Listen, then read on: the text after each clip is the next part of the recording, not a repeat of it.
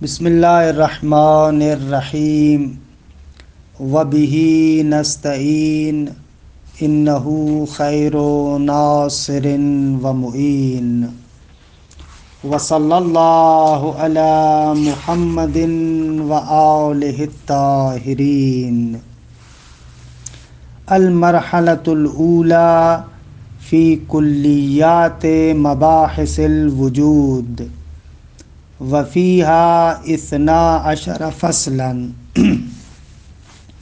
الفصل الاول فی بداہت مفہوم الوجود۔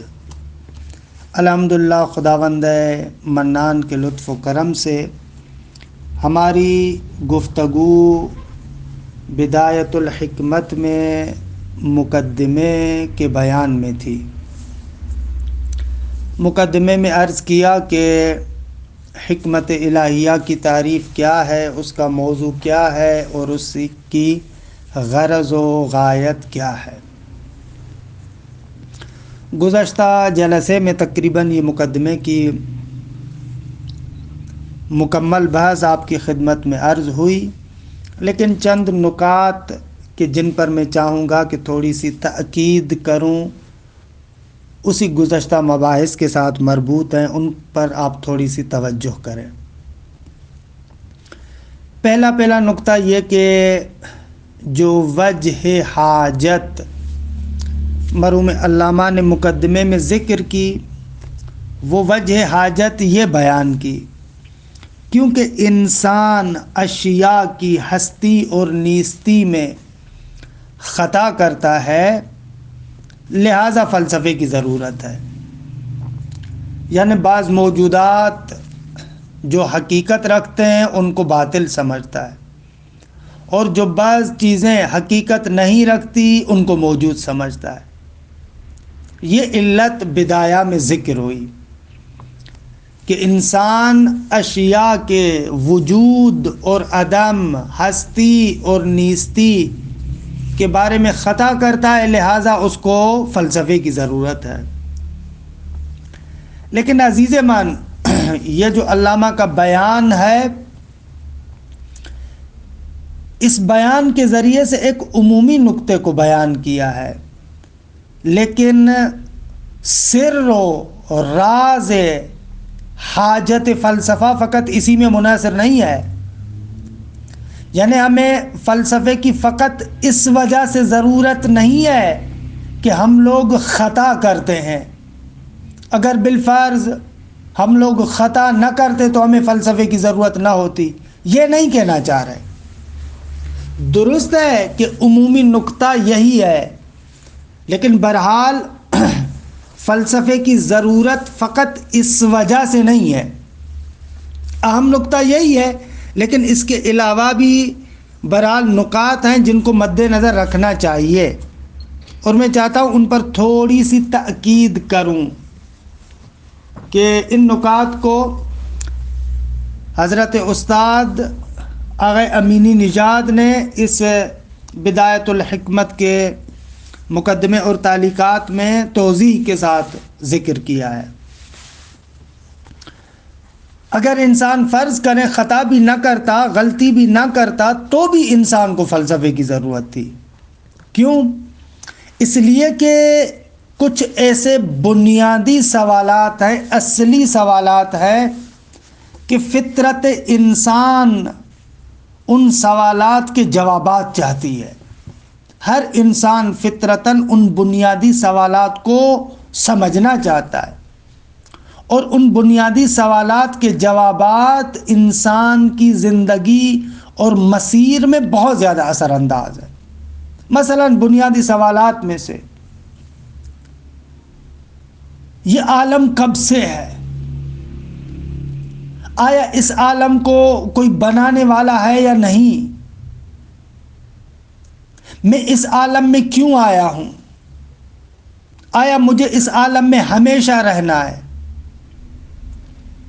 یا میں ختم ہو جاؤں گا، یا اس عالم کے بعد دوسرے عوالم بھی ہیں؟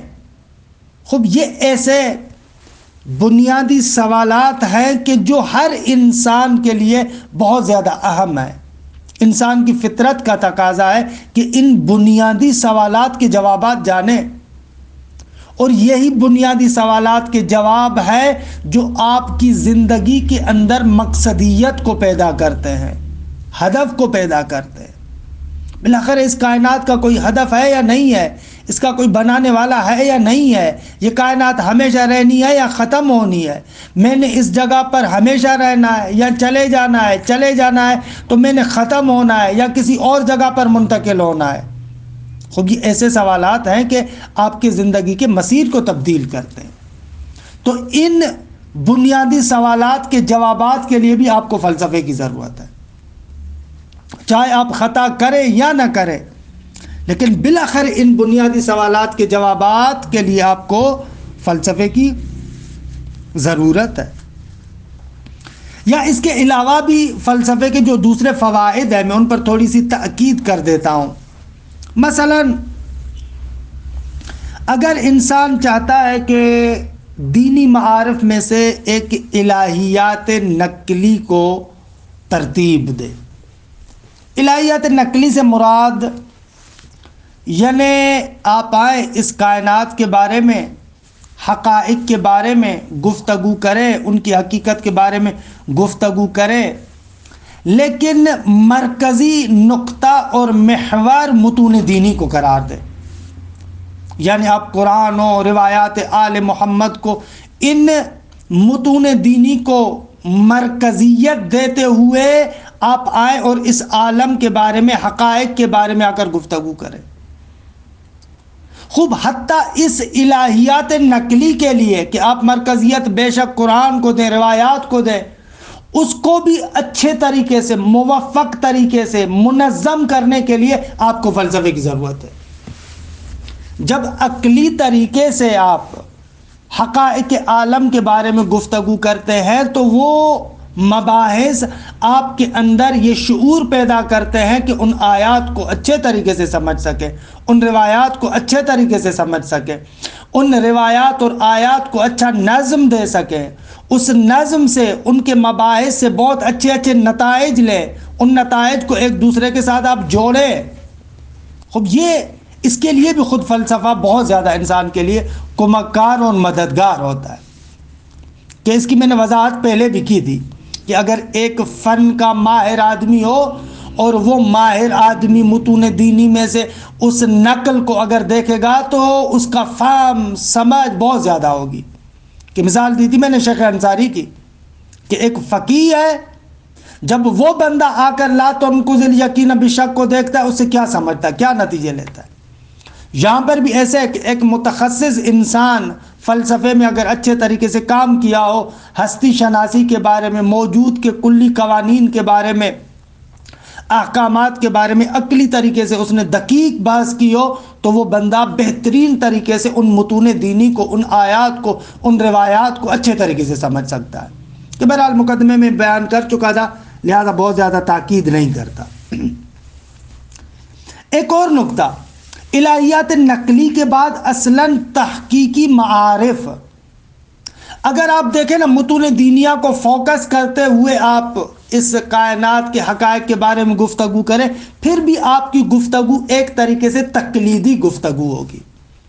یہ تقلیدی گفتگو تحقیقی گفتگو میں اسی وقت تبدیل ہوگی کہ جب ان معارف، ان حقائق، ان اعتقادات کی بنیاد آپ براہین عقلیہ کو قرار دیں، یعنی واقعاً علم الیقین کے طریقے سے آپ براہین عقلیہ کے ذریعے سے اس بات کریں، یا مثلاً کشف و شہود کی وادی میں نکل جائیں اور ان حقائق کو عیناً بالعیان آپ دیکھیں، عین الیقین اور حق الیقین کا مرحلہ۔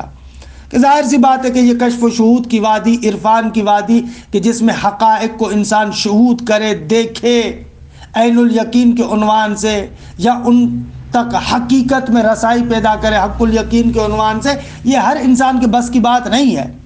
لہٰذا ضروری ہے کہ اگر انسان ان معارف کے بارے میں، ان حقائق کے بارے میں تحقیق کے مرحلے تک پہنچے تو اس کے پاس براہین عقلیہ ہونے چاہیے، تاکہ علم الیقین کے عنوان سے ان حقائق کو خود اپنے لیے تثبیت کرے۔ اس جہت سے بھی آپ کو فلسفے کی ضرورت ہے۔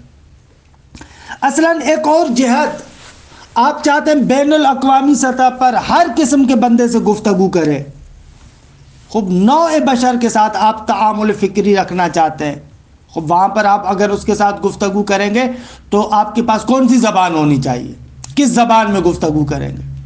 اس کے ساتھ آپ گفتگو تو یہ نہیں کر سکتے کیونکہ ہماری روایات میں یہ آیا ہے، ہمارے کتاب مقدس میں یہ آیا ہے، اس کو تو وہ نہیں مانے گا۔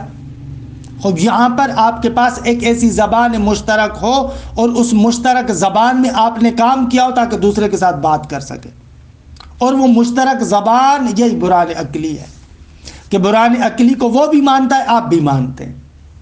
تو اس اعتبار سے بھی آپ کو ضروری ہے کہ فلسفی مباحث پر کام کریں۔ حتیٰ اگر آپ چاہتے ہیں کلامی مباحث، علم کلام برتر عالی علم کلام آپ کے پاس ہو تو بھی فلسفی مباحث میں تأمل کرنے کی ضرورت ہے، خصوصاً مثلا ملا صدرہ کے بعد، جیسے ہم بدایہ بھی پڑھ رہے ہیں، خود ملا صدرہ کے بعد اصلاً کلام کو اگر آپ اس عالی اور بڑی سطح پر دیکھنا چاہتے ہیں، ان مباحث میں، ان مشکلات میں عقائد کا دفاع کرنا، مختلف شبہات کا جوابات، خوب آپ اگر فلسفہ پڑھیں گے تو آپ کے اندر بہت زیادہ قوت آئے گی۔ مثلا چھوٹے پیمانے پر میں مثال دوں، الہیات جو حضرت آیت اللہ سبحانی کی ہے، خوب اس الہیات کو دیکھیں، حکمت صدرائی سے کتنا متاثر ہے، کتنے پیمانے پر وہ آتا ہے اور بہت سارے شبہات کا جواب یا بہت سارے عقائد کی تحلیل اور تبیین حکمت صدرائی کے مبنا کے مطابق کرتا ہے، اور واقعاً وہ موفق بھی ہوتا ہے، اچھے طریقے سے توضیح بھی دے پاتا ہے، وضاحت بھی کر پاتا ہے۔ وگرنہ اگر ہمارے پاس یہ فلسفہ اور یہ حکمت صدرائی اس طریقے سے نہ ہو تو بہت سارے اعتقادات دینی کی اس طریقے سے تبیین اور توضیح ہم لوگ نہیں دے پاتے، یا مثلا بہت سارے شبہات کے جوابات نہیں دے سکتے۔ اس اعتبار سے بھی آپ کو اور ہمیں فلسفے کی ضرورت ہے، اور اس اعتبار سے بھی آگا فلسفے کی ضرورت ہے کہ دیکھیں دین میں تدبر اور تفکر پر کتنا زیادہ زور ہے۔ قرآن مجید کو اٹھا کر دیکھیں، روایات کو اٹھا کر دیکھیں، کتنی تاکید ہے۔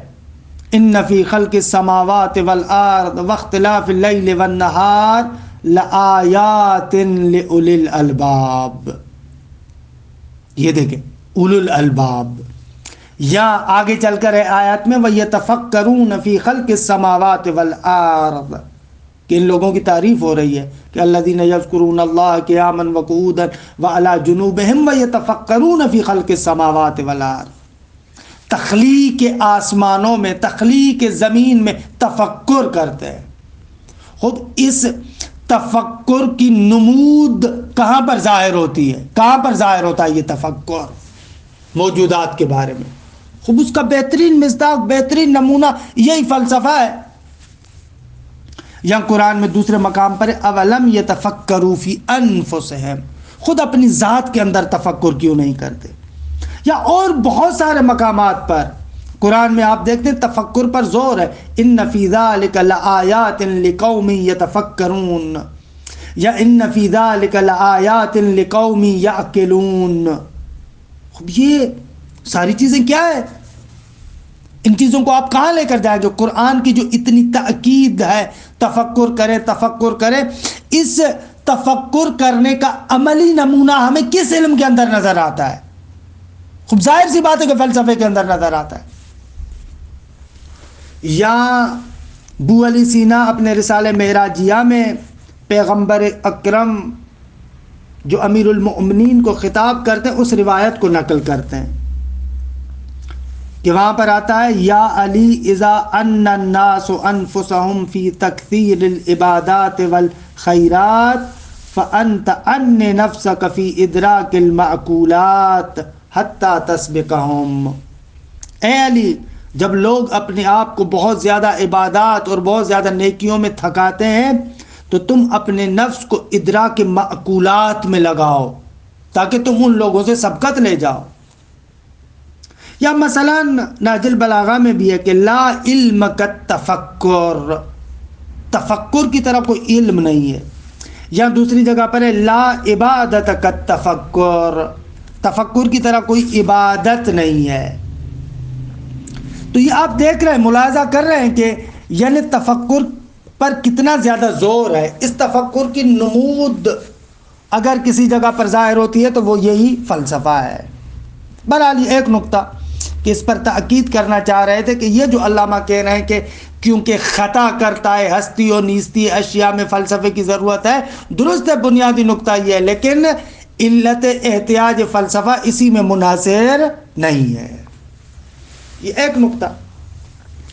دوسرا نقطہ جو اسی کتاب کے اندر تھا، آخر میں عبارات میں تھوڑا سا جلدی گیا تھا کہ علامہ نے کہا کہ حکمت الہیہ وہ علم ہے کہ جس میں بحث ہوتی ہے احوال موجود بما ہوا موجود کے بارے میں. اسی کو فلسفہ اولا اور علم اعلیٰ بھی کہتے ہیں.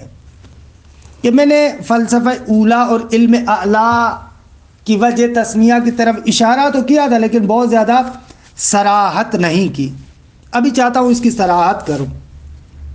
اچھا، اس کو فلسفہ اولا کیوں کہتے ہیں؟ علت اس کی روشن ہے. کیونکہ جیسے ہی آپ سفسطے سے گزر کے آتے ہیں، اصل واقعیت کا اقرار کرتے ہیں، درست ہے، اصل واقعیت اور موجود کو قبول کرتے ہیں، تو پھر اس موجود اور واقعیت کے موجودیت کے لحاظ سے جو احکامات ہیں وہ اس فلسفے میں بیان ہوتے ہیں. لہذا یہ فلسفہ دوسرے تمام علوم کی نسبت سے اولیت رکھتا ہے.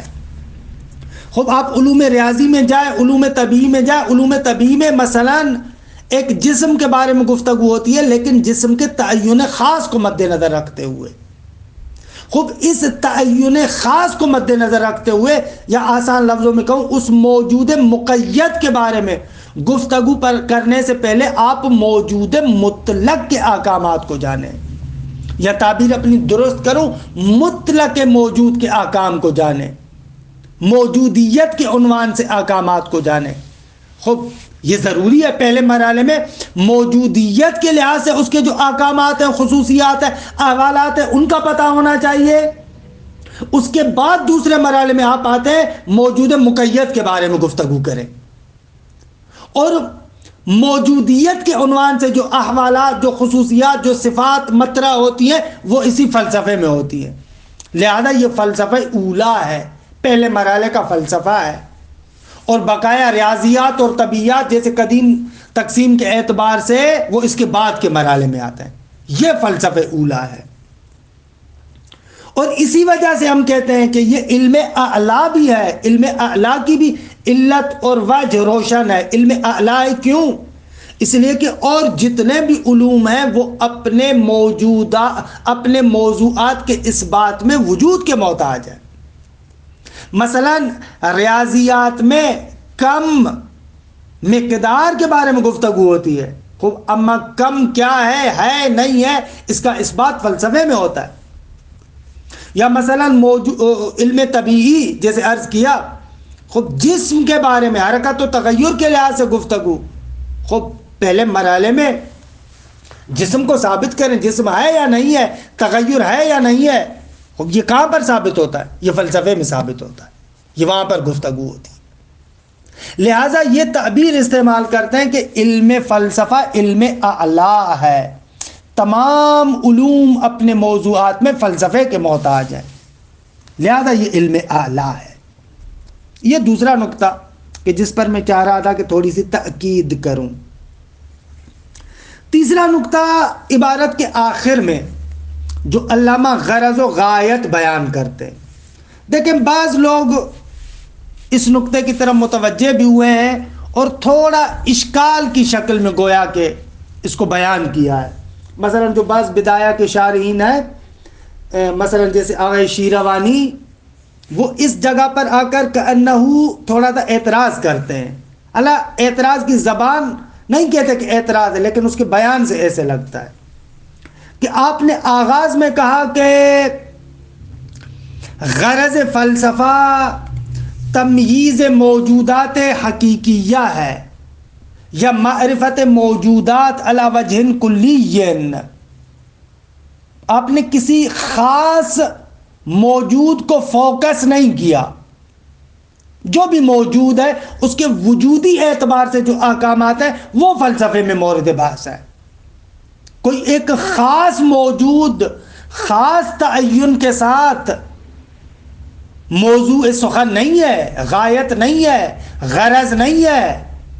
لیکن آخر میں مرحوم علامہ کہتے ہیں کہ فلسفے کی غایات میں سے یہ ہے کہ آپ علل عالیہ کی معرفت پیدا کریں اور خصوصیت سے علت اولا یعنی حضرت حق سبحانہ و تعالیٰ کی معرفت پیدا کریں. خب یہ تو آپ کی ابتدائی بیان کے ساتھ کسی حد تک ٹکراتا ہے. آپ نے پہلے بیان میں ذکر کیا کہ موجودات کی معرفت علی وجہ کلی، کسی خاص موجود کو فوکس نہیں کرتے، لیکن آخر مقدمے میں کہہ رہے ہیں کہ علل عالیہ کی معرفت، حضرت حق کی معرفت. خب یہ تو موجود خاص ہے. ان دونوں باتوں کو کیسے آپس میں جوڑے؟ یہ بعض نے تھوڑا سا اشکال بھی کیا ہے. اور جیسا کہ میں نے عرض کیا کہ جو مشہور شعر بھی ہے آغا شیروانی کی، اس کا بیان ایسے ہے کہ کأنہو ایراد کر رہے ہیں، اعتراض کر رہے ہیں، لیکن نہیں کہتے کہ میں اعتراض کر رہا. تو اس کا جواب اس نقطے میں پوشیدہ ہے کہ علامہ کیا کر رہے ہیں. دیکھیں اصل غایت اور ہدف فلسفے کا کیا ہے؟ خوب اصل غایت اور اصل ہدف یہ ہے کہ موجودات حقیقیہ کو غیر حقیقی سے جدا کیا جائے. درست ہے. اور موجودات کی معرفت علی وجہ کلی یہ ہم حاصل کریں. اصل ہدف یہ ہے نا. کہرن جب آپ کا اصل ہدف یہ ہے تو آپ چاہتے ہیں کہ اس نظام ہستی، اس عالم موجود، اس عالم وجود کی شناخت حاصل کریں. درست ہے. آپ اس نظام ہستی کی، یہ جو عالم موجودات میں سے یہ جو نظام ہستی ہے، اس نظام ہستی کی شناخت حاصل کرنا چاہتے ہیں. اس عالم کی وجودی جہاد سے جو خصوصیات ہیں اس کی شناخت حاصل کرنا چاہتے ہیں. اچھا، اس شناخت کے لیے اہم ترین چیز یہ ہے کہ اس عالم ہستی کے علل کی شناخت حاصل کریں.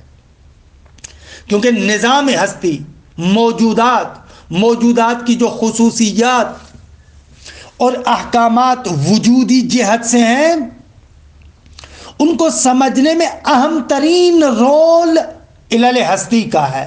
علل ہستی کو اچھے طریقے سے اگر ہم درک کریں، اچھے طریقے سے سمجھیں، تو اس نظام ہستی کو خوبصورت طریقے سے آپ سمجھیں گے. اور بالاخص خصوصیت سے جو علت حقیقی ہے، علت العلل ہے، اگر اس کی دقیق ہم لوگوں کو معرفت ہو جائے، دقیق طریقے سے اس کے رول کو سمجھیں، تو ہمارے لیے روشن ہو جاتا ہے اس نظام ہستی کو سمجھنا، اس عالم وجود کو سمجھنا. لہذا علامہ آخر میں اس نقطے کو بھی کہتے ہیں کہ بابا درست ہے کہ ہمارا ہدف فلسفے میں یہ ہے کہ موجودات حقیقیہ کو غیر موجودات حقیقی سے تمییز دے، لیکن اس کے اندر بنیادی ترین کردار علل ہستی کی معرفت کا ہے اور خصوصیت سے علت اولا کا ہے. لہذا یہ بھی فلسفی مباحث ہو جائیں گے، فلسفے کے ہدف میں ہوں گے، فلسفے کے غرض و غایت میں ہوں گے. ہم اپنی اصل بات سے ہٹے نہیں ہیں. ایسے اگر اس طریقے سے تبیین اور توضیح دیں تو میرے خیال میں یہ اعتراض جو بعض حضرات کرتے ہیں وہ مندفع ہو جائے گا.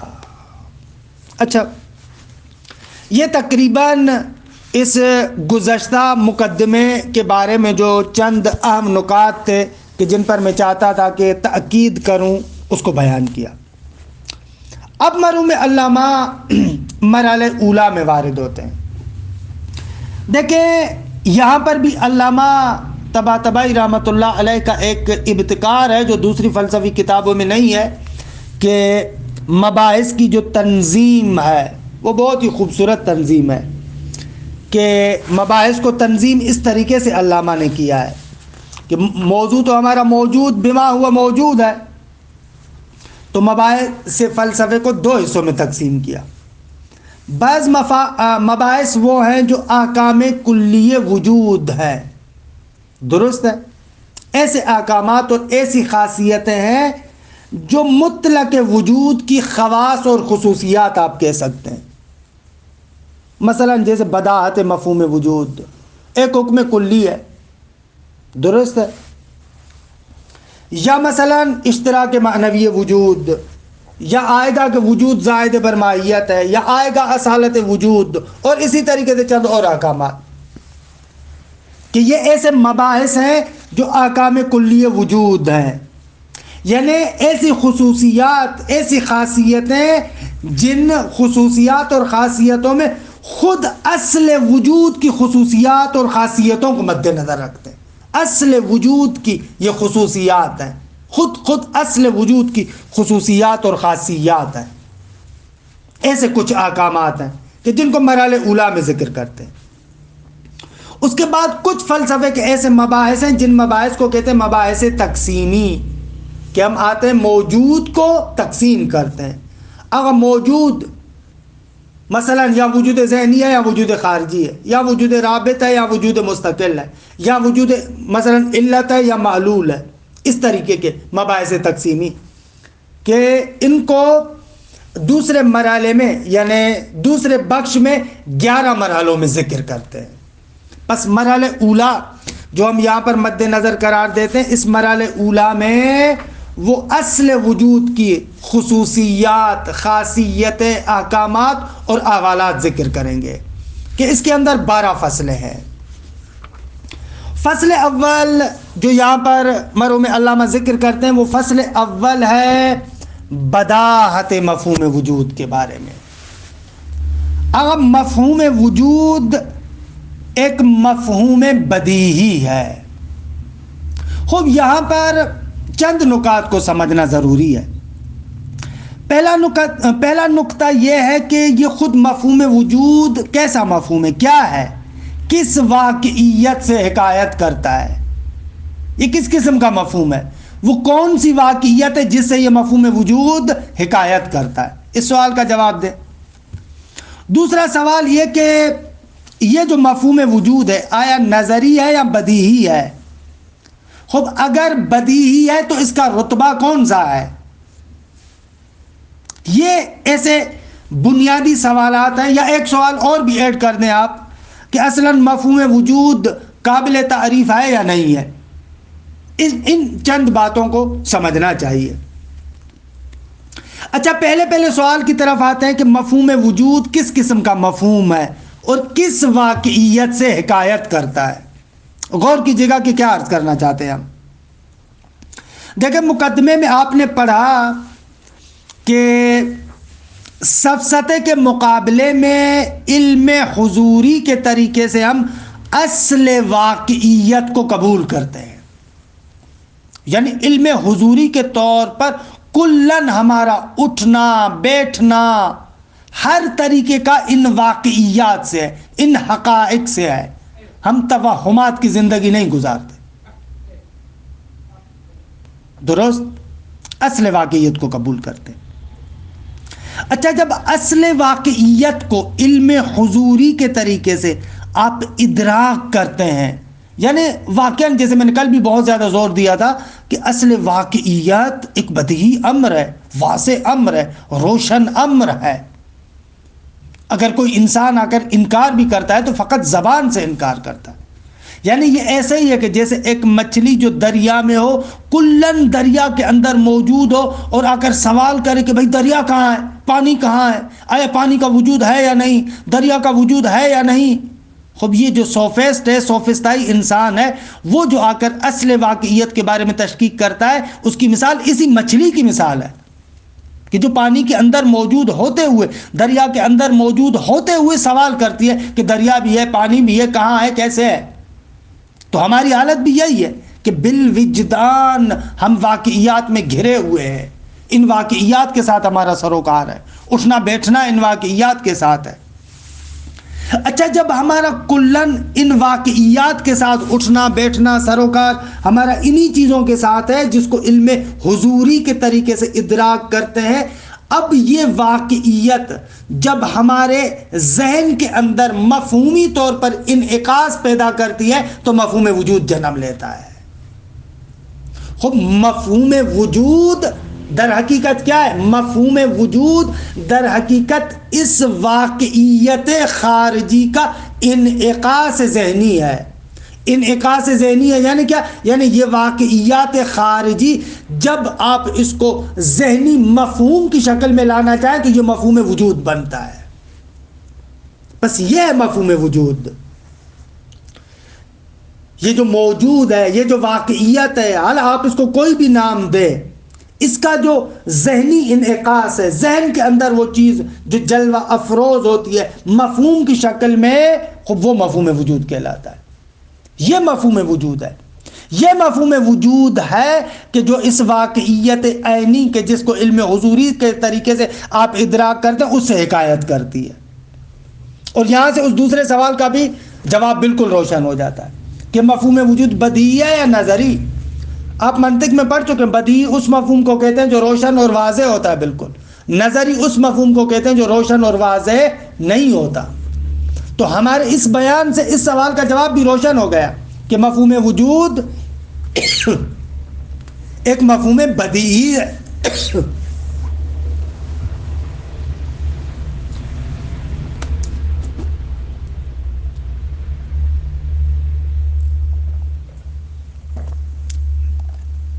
ایک مفہوم بدیہی ہے، روشن ہے، واضح ہے. کیوں؟ اس لیے کہ اصل واقعیت کہ جس کی یہ حکایت کرتا ہے مفہوم وجود، وہ اصل واقعیت بالوجدان، علم حضوری کے طریقے سے میں اس واقعیت کو، وجود کو اپنے علم حضوری کے ذریعے سے پاتا ہوں. جب علم حضوری کے ذریعے سے میرا سروکار، میری برخورد خود اس واقعیت کے ساتھ ہے، تو جو اس کا انعکاس میرے ذہن میں ہوگا مفہوم کی شکل میں، وہ بھی بدیہی ہوگا، وہ بھی روشن ہوگا، وہ بھی واضح ہوگا. خوب یہاں سے ایک نقطہ روشن ہوتا ہے کہ بہت ہی خوبصورت نقطہ ہے. بعض لوگوں نے جو بدایہ کے شارحین ہیں انہوں نے آ کر یہاں پر گفتگو میں، جیسے آغا شیروانی، خوب اس کی طرف میں اس لیے زیادہ ناظر ہوں کہ یہ شعر ہمارے یہاں بہت زیادہ پڑھی جاتی ہے اور اچھی شعر بھی ہے برحال. وہاں پر وہ شروع میں کہتے ہیں کہ ہماری گفتگو مفہوم وجود کے بارے میں ہے، مفہوم وجود کے بارے میں ہے. وہ مفہوم وجود بالکل بدیہی ہے، لیکن اصل وجود، حقیقت وجود، حقیقت عینی وجود، اس کی بات نہیں کرتے. وہ بدیہی نہیں ہے. وہ اپنی شعر میں صفحہ نمبر 20 پر اس نقطے کو کہتے ہیں کہ بابا یہ جو فصل ہے خود مفہوم وجود کے بارے میں ہے صرف، نہ کہ حقیقت عینی وجود کے بارے میں. یہ مفہوم وجود کی بات ہو رہی ہے. دیکھیں یہ تعبیر، یہ جملہ اتنا اچھا نہیں ہے، یہ جملہ خوبصورت نہیں ہے. جب ہم نے کہا کہ مفہوم وجود کیونکہ اس واقعیت کا انعکاس ہے، جس واقعیت کو ہم لوگ علم حضوری کے طریقے سے اپنے وجود کے اندر پاتے ہیں، تو جو اس کا انعکاس ہے وہ بھی بالکل روشن ہے. تو یہاں پر اب مانا نہ دار ہے کہ آپ کہیں کہ ایک مفہوم تو روشن ہے لیکن جس واقعیت کو ہمارے ذہن میں منعکس کر رہا ہے وہ ہمارے لیے روشن نہیں ہے. نہ، مفہوم وجود بدیہی ہے. اس کا اصلاً معنی یہی ہے کہ اصل واقعیت کو آشکارا طریقے سے، واضح طریقے سے میں سمجھتا ہوں. دقت کرے، بہت ہی دقیق اور عمیق نقطہ ہے. بھائی آپ جو کہہ رہے ہیں مفہوم وجود بدیہی ہے، یعنی کیا؟ اس کا کیا معنی ہے مفہوم وجود بدیہی ہے؟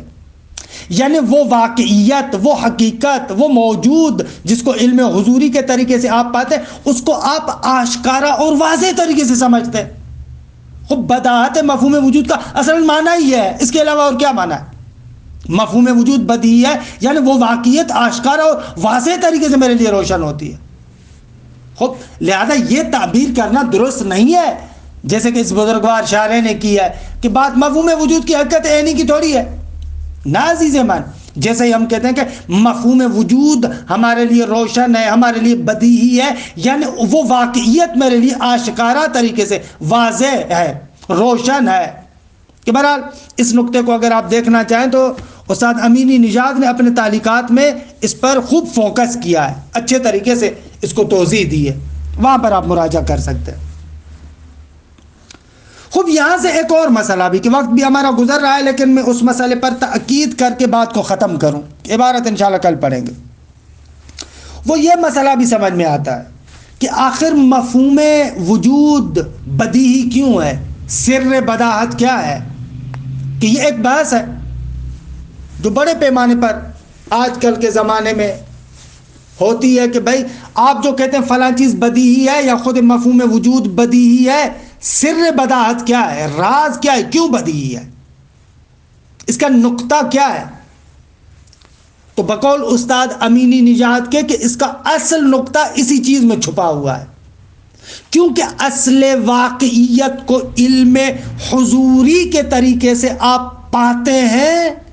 اصلاً آپ کا سروکار اسی کے ساتھ ہے، اصلاً آپ کے تار و پود میں، اپنے پورے وجود میں، اپنے پورے تعاملات میں اسی وجود کے ساتھ سروکار ہے، اور بالحضور اور بالوجدان آپ اس کو درک کرتے ہیں.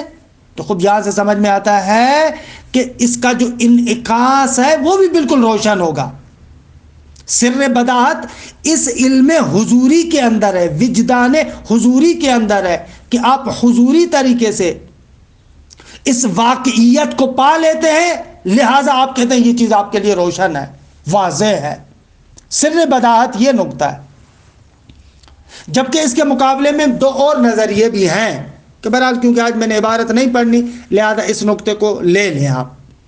بعض حضرات کہتے ہیں جیسے استاد شہید مرزا مطہری، وہ کہتے ہیں کسی بھی مفہوم کے بداہت کا سر اور راز اس کی بساطت میں چھپا ہوا ہے. یہ جو شرح منظومہ کے دروس ہیں آغا مطہری کے، ان میں سے جو شرح مبسوط ہے وہاں پر ذکر کرتے ہیں کہ سر بداہت یہ ہے کہ ایک مفہوم اگر بسیط ہو، قابل تجزیہ نہ ہو، وہ بدیہی ہوتا ہے. مثلا کوئی بھی مفہوم آپ کے پاس جو نظری ہوتا ہے اس کو معلوم کیسے کرتے ہیں، اس کا آپریشن کرتے ہیں، اس کے اجزاء کو لے کر آتے ہیں، اس کے اجزاء کو آپریشن یعنی علمی آپریشن، تشریح علمی لحاظ سے اس کے جز جز بناتے ہیں، تحلیل کرتے ہیں اور پھر روشن کرتے ہیں. خود تحلیل کرتے ہیں یعنی کیا، یعنی اس کے اجزاء بناتے ہیں آپ، ان اجزاء کے ذریعے سے وہ چیز آپ کے لیے روشن ہوتی ہے. مثلا انسان، اگر فرض کریں آپ کو انسان کی تعریف کا پتہ نہیں ہے تو آپ کو کہا جائے کہ انسان کیا ہے، تو آپ کہتے ہیں حیوان و ناطقن. خب یہ حیوان و ناطقن آپ نے کیا کیا، اس مفہوم انسان کو تحلیل کیا، اس کے اجزاء کو لے کر آئے. خب اگر حیوان آپ کے لیے واضح نہیں ہوگا تو حیوان کے پھر ان اجزاء کو آپ لے کر آئیں گے کہ جسم نامن حساس متحرک بالارادہ، ایسے. اور اسی طریقے سے چلتے جائیں. اگر جسم کے بارے میں آپ کو پتہ نہیں ہے کہ جسم کیا ہے، پھر جسم کو آپ کھولیں گے کہ جوہر ایک ایسا جوہر ہے کہ طول و عرض و عمق رکھتا ہے. خوب ایسے یہاں تک کہ آپ اس طریقے سے اس مفہوم کے اجزاء بناتے جائیں ایک ایسے مقام تک پہنچ جائیں کہ ایسے مفہوم تک پہنچے کہ جس مفہوم کے اصلاً اجزاء ہی نہ ہو، قابل تشریح نہ ہو، اس کو کھولا نہ جا سکے، اس کے جز جز نہ بنائے جا سکے. خب وہ مفہوم بدیہی ہوگا. یہ استاد مطہری کے بیان کا خلاصہ. کیا ہے تفصیل اسی شرح مبسوط میں، شرح منظومہ مبسوط، شرح منظومہ کے جو دروس ہیں شرح مبسوط اس کے اندر ہے. اور اجمال خود آغا امینی نژاد نے اس بدایہ کے تعلیقے میں بھی ذکر کیا. پس سر بداہت کیا ہے، بساطت. اگر مفہوم بسیط ہے تو بدیہی ہے. اس کے مقابلے میں اگر مرکب ہے تو ہو سکتا ہے بدیہی ہو سکتا ہے بدیہی نہ ہو. لیکن آپ جانتے ہیں کہ اس پر بعض لوگوں نے اشکال کیا ہے کہ ناوا سر بداہت آپ کیسے کہتے ہیں کہ بساطت اور ترکیب میں چھپا ہوا ہے. ہو سکتا ہے کہ بہت سارے مفاہیم بسیط و قابل تجزیہ نہ ہو لیکن بدیہی نہ ہو، روشن نہ ہو. بعض نے ایسے اعتراض کیا ہے. بعض جو بدایہ کے شارحین ہیں مثلا جیسے سید کمال حیدری، وہ اعتراض کرتا ہے اس ملاک پر، معیار پر، کہ بہرحال یہ اصل نقطہ شاید قابل مناقشہ ہو.